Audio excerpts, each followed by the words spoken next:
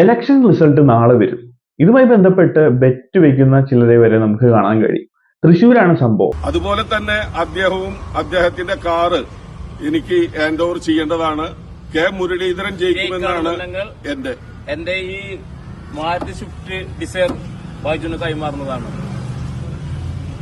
ഈ ബെറ്റിന്റെ തൃശ്ശൂർ എക്സിറ്റ് പോളിൽ സുരേഷ് ഗോപി വിജയിക്കുമെന്ന് പറഞ്ഞപ്പോൾ എന്നാൽ അതൊന്ന് കാണണം.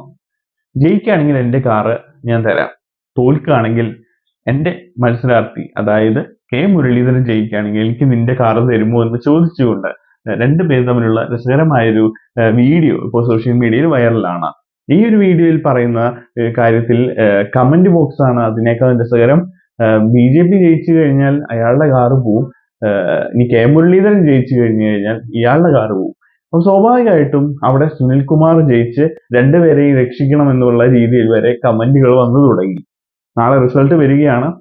നിഫ്റ്റിയും ഷെയർ മാർക്കറ്റും എല്ലാം തന്നെ കുതിച്ചുയരുകയാണ്. അവിടെ നാളെ സംഭവിക്കാൻ പോകുന്ന കാര്യങ്ങൾ ട്വിസ്റ്റ് ആണെങ്കിൽ ഒരുപാട് പേരുടെ പൈസ പോകും.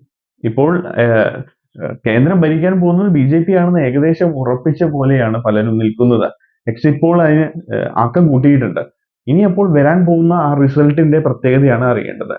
3 സ്ഥാനത്തൊക്കെ കേരളത്തിൽ ജയിക്കുക എന്ന് പറഞ്ഞു കഴിഞ്ഞാൽ അത് വലിയ മാറ്റങ്ങളായിരിക്കും സുരേഷ് ഗോപിക്കും അതുപോലെ BJPക്കും നൽകാൻ പോകുന്നത്.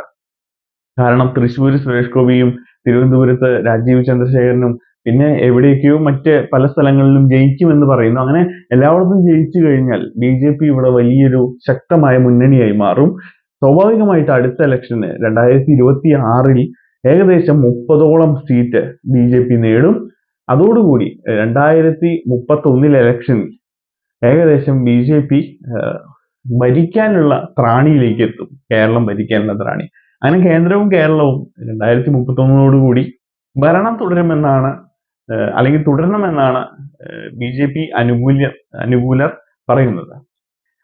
അപ്പൊ ഒന്നും നടക്കാൻ പോകുന്നില്ലെന്നും BJPക്ക് ഒരു സീറ്റ് പോലും കിട്ടില്ലെന്നും മറ്റ് പലരും പറയുന്നു. അതായത് ഇവരെ താല്പര്യമില്ലാത്ത ആളുകൾ, ഒരിക്കലും BJP കയറരുതെന്ന് ആഗ്രഹിക്കുന്ന കുറച്ച് പേർ. എല്ലാത്തിനും എതിരാളികൾ ഉണ്ടായിരിക്കുമല്ലോ. എന്താണ് നിങ്ങൾക്ക് തോന്നുന്നത്? സുരേഷ് ഗോപി ജയിക്കുമോ?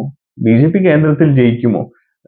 അതോ LDF കേന്ദ്രത്തിൽ ഇന്ത്യ മുന്നണിയുടെ ഭാഗമായിട്ട് നിന്ന് ജയിച്ച് ഒരു പ്രധാനമന്ത്രി ഒരു LDF കാരനാവുമോ? അതോ കോൺഗ്രസിന്റെ രാഹുൽ ഗാന്ധിയോ മറ്റ് വേറെ ആരെങ്കിലും പ്രധാനമന്ത്രിയാവുമോ? അതോ ഇപ്പോൾ ജയിലിലേക്ക് പോയ നമ്മുടെ AAPയുടെ പ്രധാനി തിരിച്ചു വന്ന് അദ്ദേഹം പ്രധാനമന്ത്രിയായി മാറുമോ? അതോ മമതാജി ആയിരിക്കുമോ നമ്മുടെ പ്രധാനമന്ത്രി? എന്തായിരിക്കും സംഭവിക്കാൻ പോകുന്നത്? നിങ്ങളുടെ അഭിപ്രായം വിലയേറിയതാണ്. കമന്റ് ആയിട്ട് രേഖപ്പെടുത്തൂ. മറ്റൊരു വീഡിയോയിലൂടെ നമുക്ക് വീണ്ടും കാണാം.